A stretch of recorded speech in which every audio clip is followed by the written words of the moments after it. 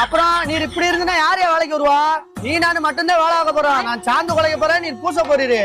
இதான் நடக்க போகுது பாரு. கர்றா, நீங்க வேலைய ஆரம்பிங்க, நான் போய் ஜூஸ் வாங்கிட்டு வரேன்.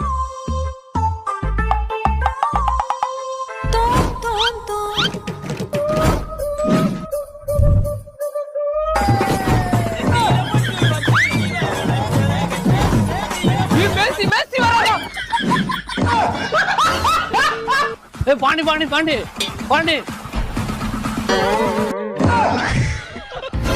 அட மண்டையா, லோன்காரன் தேடி வரான்டா. டக்குன்னு குடிய தோன்றா, உள்ள போய் படுத்துக்கிறேன்டா.